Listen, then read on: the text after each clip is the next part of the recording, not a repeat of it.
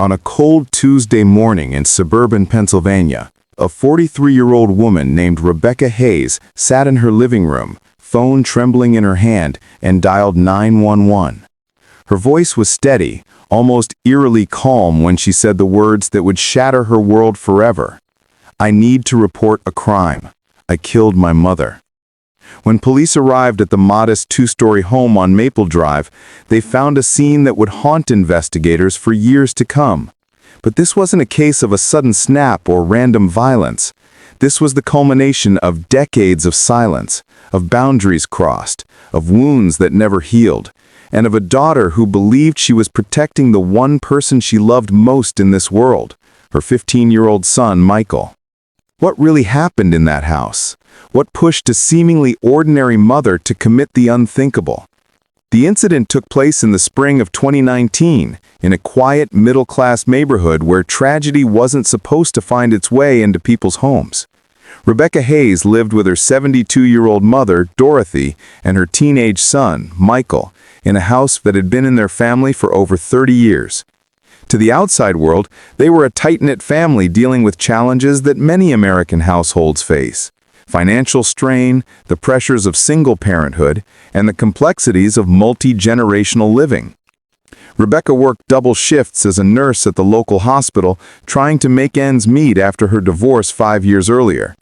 Dorothy, a retired school teacher, had moved in to help with Michael, to provide stability, to be the grandmother every child deserves. But investigators would soon discover that the walls of that home held secrets that no one could have imagined, tensions that had been building for years, and a relationship between mother and daughter that had never truly healed. Rebecca's childhood had been anything but easy. Dorothy was a strict disciplinarian, a woman who believed that love was shown through control, through high expectations, through constant correction.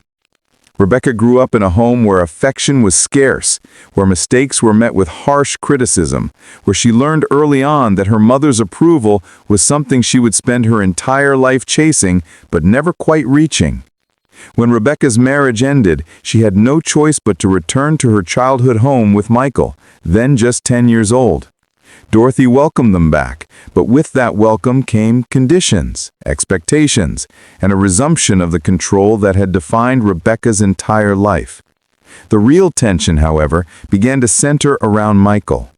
Dorothy had strong opinions about how the boy should be raised, and she would undermine Rebecca's parenting decisions, tell Michael different rules when his mother wasn't around, create confusion and division in a household that desperately needed unity. Rebecca felt herself shrinking again, becoming that little girl who could never do anything right, who was always being told she wasn't enough. But this time, it wasn't just about her. It was about her son, and that changed everything. Before we dive deeper, let us know in the comments where you're watching from. We'd love to hear from you. And if you're new here, click on the subscribe button so you never miss any of our upcoming videos. The weeks leading up to that terrible Tuesday were marked by an escalating series of confrontations that left Rebecca feeling like she was losing her mind, losing her son, losing any sense of control over her own life. Dorothy had begun spending increasing amounts of time alone with Michael, behind closed doors, in conversations that would stop abruptly when Rebecca entered the room. The grandmother would insist on helping Michael with his homework in her bedroom rather than at the kitchen table, would offer to give him back rubs when he complained of stress from school, would buy him expensive gifts that Rebecca couldn't afford. Rebecca noticed changes in Michael's behavior. He became more secretive, more withdrawn from her specifically, while seeming closer to his grandmother. He would say things like, "Grandma says I don't have to," or "Grandma thinks you're being too strict." The bond between mother and son, once the one stable thing in Rebecca's chaotic life, seemed to be eroding. She tried to talk to Dorothy about it, tried to explain that she needed to be respected as Michael's parent, but Dorothy would become defensive, would accuse Rebecca of being jealous, would turn it around and make Rebecca feel like the problem. One of Rebecca's co-workers remembered her breaking down in the hospital break room about 3 weeks before the incident, saying she felt like her mother was taking Michael away from me. The week before everything fell apart, there had been a major argument about Dorothy allowing Michael to skip school occasionally, forging excuse notes, and spending the day with him. Michael had sided with his grandmother, and Rebecca had felt the sensation of losing the person she loved most in this world. It was a Tuesday afternoon, one of Rebecca's rare days off from the hospital. She arrived home earlier than expected from the grocery store. The house was quiet when she walked in, and she went upstairs, calling their names. What happened next would be forever etched in Rebecca's memory, would be the moment that everything changed. She pushed open the door to Dorothy's room, and what she saw froze her in place. Her mother and her son were on the bed, in what Rebecca would later describe to police as a situation that no mother should ever have to witness. The exact details would become a source of controversy during the investigation, because Michael's account and the physical evidence would later tell a story that was less clear-cut than Rebecca's immediate interpretation. Some investigators would come to believe that Rebecca, already primed by weeks of anxiety, might have misread an innocent moment. Others would argue that her maternal instincts had correctly identified something deeply wrong. What is undisputed is that Rebecca's perception in that moment was absolute. She believed with every fiber of her being that she was witnessing her mother crossing a boundary so fundamental, so sacred, that it shattered something essential inside her. Michael startled when the door opened, his face flushed. Dorothy sat up quickly, began to say something, but Rebecca couldn't hear it over the rushing sound in her ears. She stumbled backward out of the room, her mind unable to process what she'd seen, kept moving until she was back in the kitchen, hands braced against the counter, trying to breathe, trying to understand how her mother could do something so unspeakable. Dorothy followed her downstairs, and for the first time in Rebecca's entire life, she saw something that might have been fear in her mother's eyes. "You don't understand what you saw," Dorothy said, her voice sharp, defensive. "It wasn't what it looked like. You're overreacting. You've always been dramatic." But Rebecca wasn't that little girl anymore. "How could you—" Rebecca heard herself saying, her voice barely above a whisper. "How could you do that to him? He's a child. He's my child." Dorothy's face hardened. "You don't know what you're talking about. I would never hurt that boy. I love him more than you ever could. You're the one who's always at work, always absent. I'm the one who's actually been there for him." The words were designed to wound, to deflect, and they worked, ignited something in Rebecca that had been suppressed for 43 years. She thought about Michael's face in that room, thought about all the closed-door conversations, all the times her mother had undermined her, all the ways Dorothy had systematically worked to replace her in her own son's life. The kitchen knife was in her hand before she consciously decided to pick it up. And later, she wouldn't be able to fully explain the sequence of events, would describe it as happening both in slow motion and in a blur. Dorothy's eyes widened, her mouth opened to speak, but whatever words she'd been about to say were lost forever. Michael's screams brought Rebecca back to herself. She dropped the knife, looked down at her hands, at her mother's body on the kitchen floor, and the reality of what she'd done crashed over her. She fell to her knees, began to shake. Michael stood in the doorway, frozen, his face white with shock, and Rebecca realized in that moment that in trying to protect him, she'd done something that would traumatize him far more. She crawled to the phone. When the 911 operator answered, Rebecca's voice was surprisingly calm.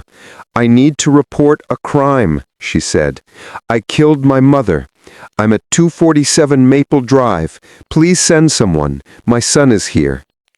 When the police arrived, she didn't resist, simply stood when they told her to stand, put her hands behind her back when they reached for the handcuffs, walked calmly to the patrol car while neighbors gathered on their lawns, phones out, recording the moment their quiet street would become the setting for a tragedy.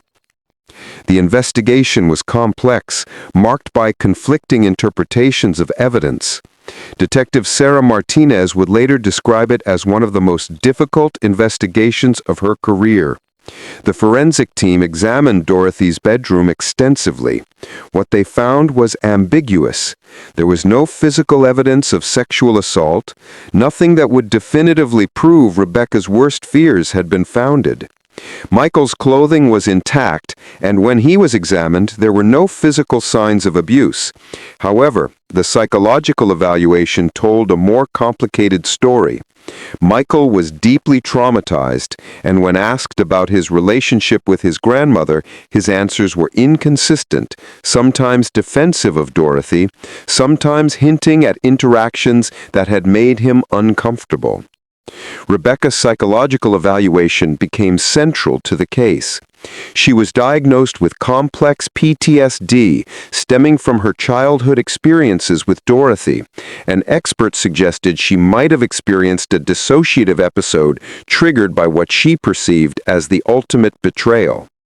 The question that haunted everyone was whether Rebecca had seen something real and reacted to protect her child, or whether years of psychological abuse had primed her to see a threat that wasn't there. The prosecution charged Rebecca with second-degree murder, arguing that regardless of what she believed she'd seen, her response was criminal. The defense argued for manslaughter, contending that Rebecca had genuinely believed her child was in danger. The most heartbreaking testimony came from Michael himself, who gave answers that satisfied neither side. When asked directly what had been happening when his mother opened the bedroom door that day, Michael broke down, said he didn't want to talk about it, that he didn't fully understand it himself. The jury found Rebecca guilty of voluntary manslaughter. The judge sentenced her to 12 years in prison, noting that this was a tragedy born of generational dysfunction, that there were no winners, only victims. Michael was placed with his father and began years of intensive therapy.